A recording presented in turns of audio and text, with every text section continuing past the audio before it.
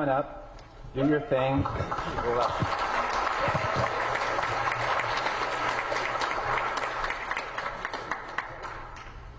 Have you ever wondered why Canada is in debt?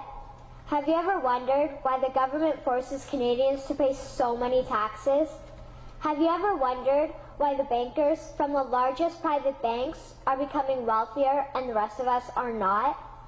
Have you ever wondered why the gross national debt is over $800 billion? Or why we are spending $160 million a day on the interest of the national debt? That's $60 billion a year. Have you ever wondered who receives the $60 billion? What I have discovered is the banks and the government have colluded to financially enslave the people of Canada. I will share with you 3 important points of reference which will hopefully spark enough interest and concern for you to continue the research on your own and to engage your government to stop this criminal act against the people of Canada.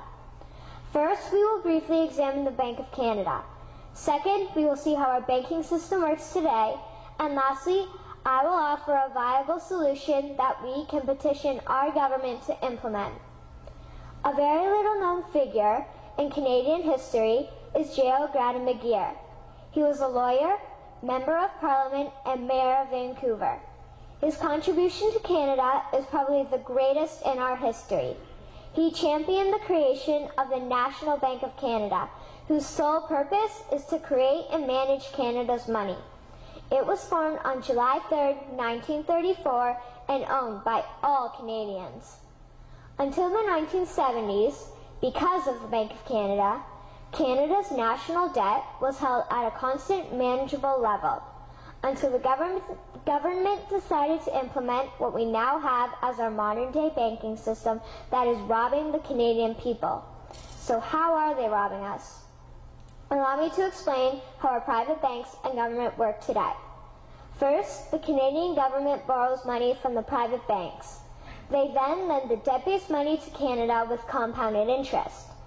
The government then continues to increase taxation of Canadians year after year in order to pay back the interest on the exponentially growing national debt. What results is inflation, less real money for Canadians to spend into our economy, and the real money being used to pad the pockets of the banks.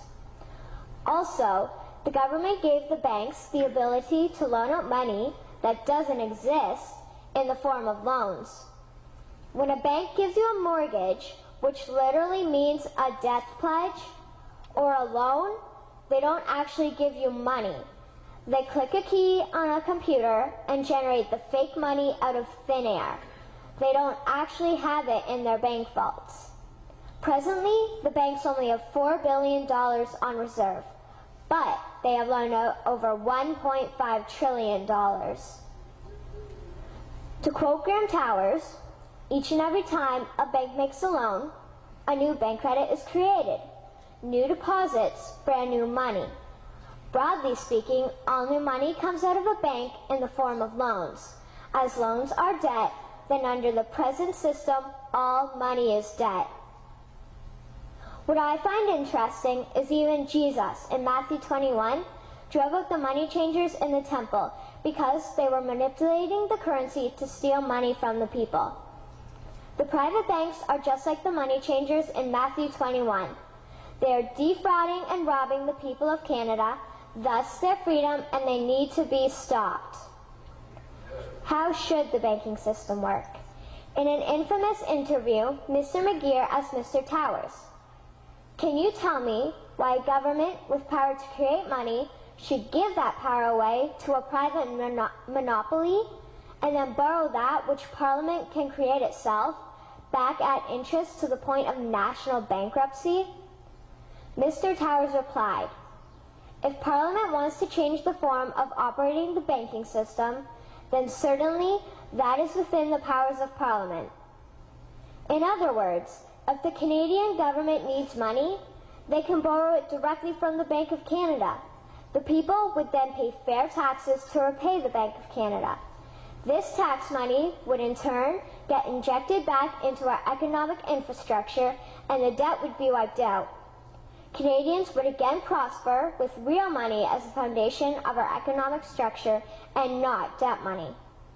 Regarding the debt money owed to the private banks, such as the Royal Bank, we would simply have the Bank of Canada print the money owing, hand it over to the private banks, and then clear the debt with the Bank of Canada.